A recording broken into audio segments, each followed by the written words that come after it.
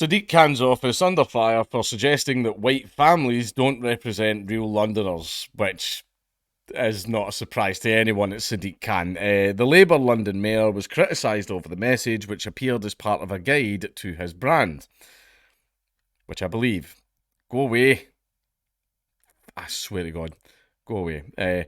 Sadiq Khan was forced to distance himself from a claim on his website that a picture of a young white family does not represent real Londoners.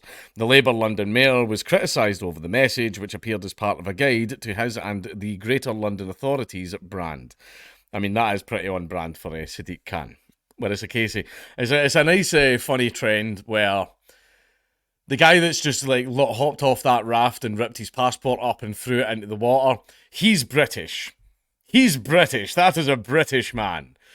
However, someone that's been here for about a few hundred generations and actually lives here, has been here, their lineage has been here for hundreds of years. You don't represent Britain. You're not British. That. It's kind of weird how our own identity has been I mean, I don't call myself British. I know. Abogibra. But basically, our own identity's been taken from us, where it's like, you're not British, you're not Scottish. But Hassan here, he is. It's weird. It's weird. A guide opened with the words, "A city for all Londoners," and promised to appeal to all ages, genders, sexual orientations, and family makeups. Because of course it did, because that is what our tax money has all been wasted on completely right now.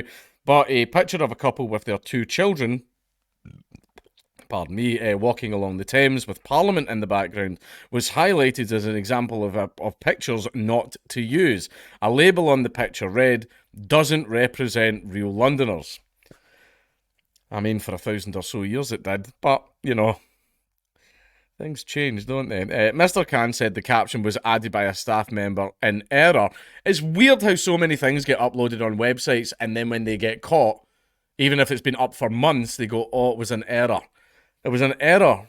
You don't review websites before you put them live, especially if you're a government website. I mean, Jesus, before I record a video, I go through the script like 3 times. Like, before I upload a video, I do like 2 watch-throughs of the video to make sure there's no mistakes.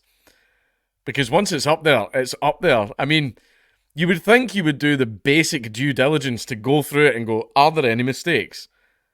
I mean, does nobody else do that? But before I upload or produce anything, I check it for mistakes. Like, it's weird. It's weird how so many of these mistakes happen. He does not reflect his view or the view of the GLA. It does. Let's just be completely honest with each other. It does. Right. The document has now been taken off the GLA website and is being reviewed to ensure the language and guidance is appropriate, a spokesman for the mayor said. In other words, they thought the language was appropriate, but then they went, "Oh no, people have actually spotted this now. People have spotted this little bit of agitprop. Sorry, it was a mistake. We're going to change it and pretend it never happened." Mr. Khan's rival in the next year's mayoral race, Tory candidate Susan Hall, called for the mayor to apologise. She told the Mail on Sunday, which exposed the guidance, all Londoners are real Londoners, no matter their ethnicity. This is Tories, by the way. The Conservatives. And Sadiq Khan needs to apologise and stop these desperate, politically motivated attempts to divide people. The row comes as Mr. Khan bids to secure a historic third term as London Mayor. He has faced significant criticism in recent months over the expansion of the capital's ultra-low emission zone, which critics say will add to the financial pressure facing households. It's already causing a shit ton of fucking trouble in Glasgow.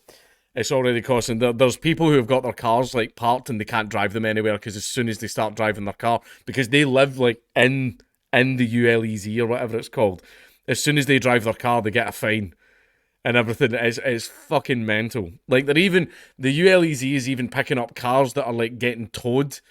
Like if a car breaks down and they have to drive through the city centre, even if it's on the back of a tow truck, like the cameras are picking it up, and this person's getting a fine when they weren't even driving the car.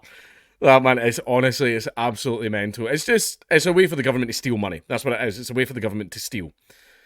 And see, like, oh, this little tiny, like, few square mile fucking bit, but it's the most traffic congested bit, I'll grant you that.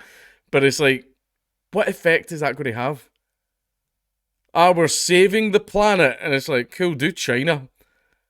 Do fucking China a few million square miles, man, like instead of like the wee shitty 6 square miles that you're doing in Glasgow. It's honestly, it's dumb and it's not going to work, but they know that. It's to steal money. It's another excuse to steal from us. He has also faced criticism over the decision to charge drivers for using the Blackwall Tunnel. Tory Deputy Chairman Lee Anderson last week branded Mr Khan Dick Turpin and a modern-day highwayman over the taxis. There's a theory behind all of this. We'll see how they're wanting to implement those fucking 15-minute cities. They're trying to make it, they're trying to say, oh, it's for pollution, it's for this, it's for that. Like, they're trying to make it almost impossible to afford to own and operate a car. So that people will just go, oh, I can't drive anywhere. Hey ho, we'll build you a 15-minute city that will be called things like Sector B and Sector 7. Fucking Hunger Games shit. That's what they're trying to do. Mr. Khan's spokesman fired back at Mr. Anderson's criticism over the Blackwall Tunnel charge, pointing out that it was decided by his predecessor, Boris Johnson. Cool, then undo it. Undo it. You're in charge now, so you can undo his decision. Or you won't. So it's a thing you want then. Fuck's sake. The introduction of a toll on the Blackwall Tunnel was confirmed by Boris Johnson when he was the mayor in 2012, they said. And this is us at the end of the article. Now, this should come as absolutely no surprise. No surprise. Like, I mean, these people, if you could have me standing there in full regalia, kilt, sporring, skiing do, everything all on me, you know, playing Will You Know Come Back Again on the bagpipes and stuff like that. And they'll go, that doesn't represent Scotland.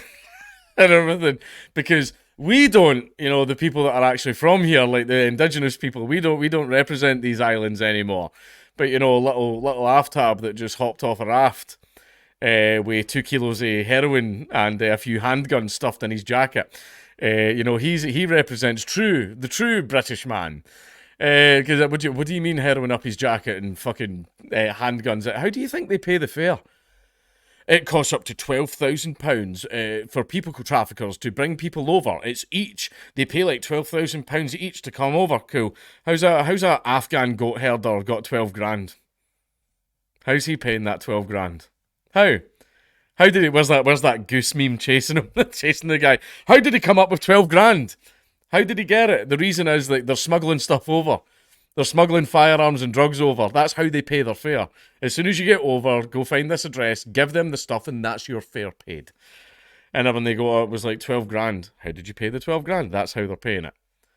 Oh no, let them in. They're the poor little disenfranchised people. The fucking gun crime's rising and everything, fam.